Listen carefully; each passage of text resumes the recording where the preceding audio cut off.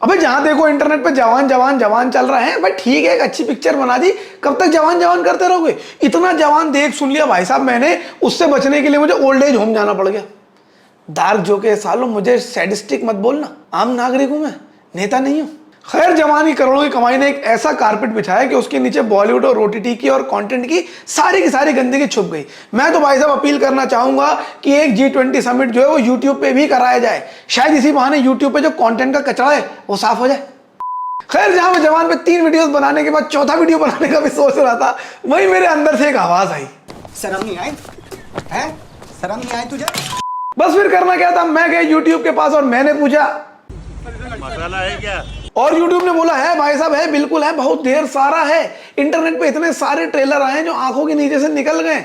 मैंने सोचा उनका एक कलेक्शन आप लोगों के सामने शेयर करूं, क्योंकि I am Jain and you are watching the 5 point reviews. Unlike my career, Bollywood finally अपने पैरों पर दोबारा खड़ा होता दिखाई दे रहा है। एक के बाद एक अच्छी फिल्में आ रही हैं और जनता से भी अच्छा रिस्पांस मिलने लगा है। ऐसा लग रहा है कि बॉलीवुड के डायरेक्टर्स, राइटर्स, टेक्नीशियंस ने फाइनली फिगर आउट कर लिया कि हिंदुस्तान को क्या देखना है, और हिंदुस्तान की आवाम ने भी थिएटर जाकर एक नया वैल्यू फॉर मनी ढूंढ लिया है। मुझे भी थिएटर वैल्यू फॉर मनी लगने लगे थे, पर फिर जब मैं जवान देखने गया और वहां मेरी बीवी ने एक हॉट डॉग और कॉफी ले ली, मैंने कहा सालों पिक्चर तो जैसी है वो है, तुम्हारे दामों का रिव्यू करना चाहिए एक बार किसी ना किसी को मिलकर। खैर बॉलीवुड का resurgence is a very good sign for us, because finally हम सबको अच्छे सिनेमा की ही उम्मीद थी बॉलीवुड से, और अगर वो मिलने लग रहा है तो भाई साहब किस बात का रोना है। कई सारे नए ट्रेलर्स आए, कुछ अच्छे कुछ बुरे, उन सबको डिस्कस करते हैं और शुरुआत करते हैं ट्रेलर नंबर 1 यानी कि थैंक यू फॉर कमिंग से। अभी देखो गाइस क्या है कि मेरे बहुत से दोस्त लोग हैं जो इस पिक्चर के अंदर हैं, उनके पास मेरा पर्सनल नंबर है। अभी 2 मिनट में व्हाट्सएप कॉल कर देंगे, ज्यादा कुछ बोलूंगा तो हाथ हल्का रखना पड़ेगा। लेकिन ये सब फालतू की बातें हैं। बकरी अगर घास से दोस्ती कर लेगी तो खाएगी क्या? नेता अगर मसले हल कर देंगे तो लड़वाएंगे किस पे? खैर आपके आसपास के हिसाब से और मेड इन हेवन जैसे शोज के हिसाब से लेडीज प्रॉब्लम बड़ी अलग अलग होती हैं। हमारे हिसाब से लेडीज की प्रॉब्लम क्या है भाई साहब? Financial security, financial stability, independence, safety, security, ये सब। मेड इन हेवन जैसे शोज के हिसाब से लेडीज की प्रॉब्लम क्या है भाई? सेक्स नहीं बढ़िया चल रहा है यार। But I am not making fun of either of them, because किसी भी इंसान की जेंडर इकलौती आइडेंटिटी नहीं होती है।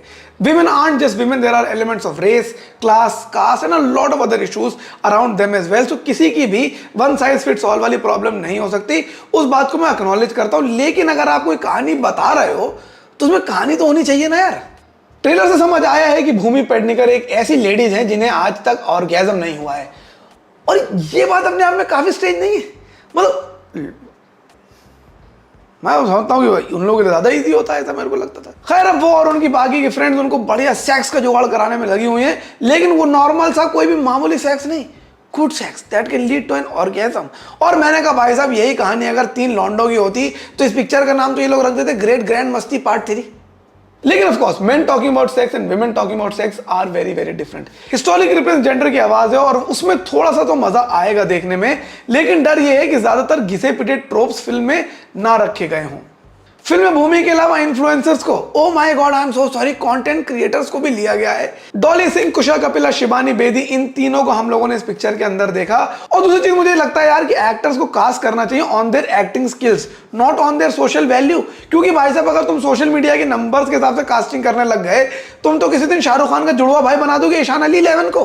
Trailer number 2 Raniganj the great Bharat rescue. Akshay Kumar की अगली बायोपिक है कैप्सूल गिल की स्टोरी। टीजर से आपने देखा ही होगा कि रानीगंज कोल माइन फील्ड्स हैं जहां कई मजदूर फंस गए हैं और उनको बाहर निकालने की कहानी है, और बाहर निकालते हैं Akshay Kumar. Real life stories में बेस्ड है film, and like I always say real life stories best होती हैं, क्योंकि रियल लाइफ में जो होता है वो कोई लिख नहीं सकता। लेकिन देखना होगा कि ये पिक्चर कैसे काम करती है, बिकॉज अक्षय कुमार कहीं ना कहीं I feel has been a victim of his own choice. 2022 में उनकी कई ढेर सारी पिक्चरें आई और कोई भी बॉक्स ऑफिस में बहुत ज्यादा इंप्रेसिव रन नहीं कर पाई। हालांकि एक तरफ बच्चन पांडे जैसी फिल्में जो थी ऐसी कि भाई साहब सरदर्द की गोली का बेहतरीन 2.5 घंटे का ऐड है, वही रक्षाबंधन जैसी फिल्में ठीक ठाक भी थी। And I think eventually Akshay Kumar की फिल्में क्यों नहीं चली, ये बहुत सरप्राइजिंग। और अब देखना होगा कि क्या रानीगंज के साथ will he be able to make an actual comeback or not। Trailer से तो पिक्चर अच्छी लग रही है and I hope Janata gives him another chance, because ये फिल्म मुझे जेन्युइनली थोड़ी प्रॉमिसिंग लग रही है। ट्रेलर नंबर 3 जाने जा। सबसे इंटरेस्टिंग ट्रेलर जो मुझे इन सब में से लगा वो था द ट्रेलर ऑफ नेटफ्लिक्स जाने जा। करीना कपूर, जयदीप अहलावत, विजय वर्मा एंड सुजॉय घोष, ये एक ऐसा कॉम्बिनेशन है जो बेस्ट ऑफ ऑल वर्ल्ड्स लग रहा है मुझे। मतलब एक साथ चिकन मोमोज भी मिल जाए, पानी पूरी भी मिल जाए और चीज बस पिज्जा का स्लाइस भी मिल जाए, कुछ वैसा सा हिसाब है यहाँ पर। It seems to be like a classic whodunit and thrillers, और थ्रिलर्स कहीं ना कहीं भाई साहब मैगी की तरह होती हैं, अपने आप में मजेदार होती हैं, लेकिन जब वो पहाड़ों में पहुंच जाए तो ज्यादा मजेदार हो जाती हैं। यहाँ पर भी कालिम्पोंग में पूरी की पूरी कहानी सेट है, जहां पर विजय वर्मा और जयदीप अहलावत दो अलग अलग कैरेक्टर्स प्ले कर रहे हैं जो कि एक दूसरे को जानते भी हैं और सही से उनकी बनती भी नहीं है। और वहीं उसके बीच में एक फेम फैटाल टाइप की करीना कपूर है और साथ में Sujoy Ghosh as a director, जो कि इससे पहले बहुत बढ़िया बढ़िया थ्रिलर्स हमको पका कर दे चुके हैं। सो मुझे लगता है कि ये नेटफ्लिक्स की फिल्म काफी ज्यादा इंटरेस्टिंग होने वाली है। And out of everything I am quite excited about this number as well. Point number 4, Mumbai Meri Jaan. भाई साहब प्राइम वीडियो पर जब भी थोड़ा बहुत प्रेशर आने लगता है, ऐसा घुमा के पंचअप करता है कि देख के मजा आ जाता है, और ऐसा ही पंचअप मुझे लग रहा है बॉम्बे मेरी जान। मुंबई के अंडरग्राउंड की गाथा है, एंड अगर आपको थोड़ा बहुत भी हिस्ट्री मालूम हो तो आपको पता चल जाएगा that the characters are inspired by real life people who were the godfather of Mumbai's underground. उसी के बीच में सेट है ये सीरीज और काफी ज्यादा प्रॉमिसिंग लग रही है। अविनाश तिवारी हैं, के मेनन हैं, और जिस तरह का एक्शन डायलॉग बाजी लग रही है, once upon a time in Mumbai की याद दिला रही है। I am also quite excited about this film, this show, and I hope this one does very well as well. क्योंकि यहां तो साली बारिश हो गई, आधा दिल तो मेरा यहां लगा हुआ यार, मैं क्या video. Point number 5, welcome 3। Welcome जैसी कल्ट फिल्म के बाद वेलकम बैक जैसी एक और बड़ी कल्ट पिक्चर आई, और अब आ रही वेलकम 3। क्या बोलूं मैं आगे, यही जोक है। And if that joke wasn't funny enough, इस पिक्चर को डायरेक्ट कर रहे हैं भाई साहब हिंदुस्तान के बहुत बड़े डायरेक्टर अहमद खान साहब। अहमद खान साहब जो अपनी पिछली पिक्चरों में ऑन एन एवरेज 3.5 की IMDb रेटिंग लेके आगे बढ़ रहे हैं, वो बना रहे हैं welcome back, I mean welcome 3, और फिल्म की राइटिंग कर रहे हैं legendary film writer Farhad Samji. आगे बोलो या इतना बहुत है? 3 मिनट का वीडियो बनाया फिल्म को टीज करने के लिए, आज तीसरी बार देख चुका हूं उसे, एक बार भी हंसी नहीं आई कहीं पर, not even once. Samji sir को तो भैया बच्चों के कार्टून लिखने चाहिए, नॉटी लेवल के जोक लिखते हैं वो। डायलॉग क्या है भाई साहब, अक्षय कुमार कह रहे हैं पहली बार तो हमारी इंडस्ट्री में एप्पल केला हो रहा है, कहते हैं एप्पल केला नहीं एका पेला, ये जोक है, हंसो सब। इससे बढ़िया भी एक जोक है, मिक्का पाजी और दलेर पाजी और आपस में गाना गा रहे हैं। मिक्का पाजी का गाना गा रहे हैं तुणुक तुणुक तुन तुणुक तुणुक तुन ता दा दा, और दलेर पाजी कह रहे हैं something something tell me something, ये जोक है, हंसो सब। इस पे संजय दत्त कहते हैं खुद का गाना तो ठीक से गाते नहीं, एक दूसरे का गाना क्यों खराब कर रहे हो, ये जोक है, इस पे हंसो बहन सब।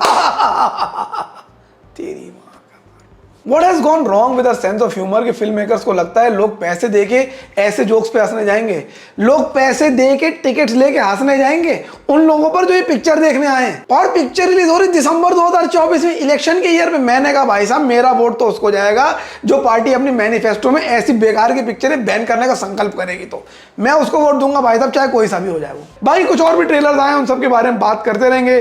फिलहाल मैच अगर होता तो कल मैच का वीडियो लेकर आएंगे।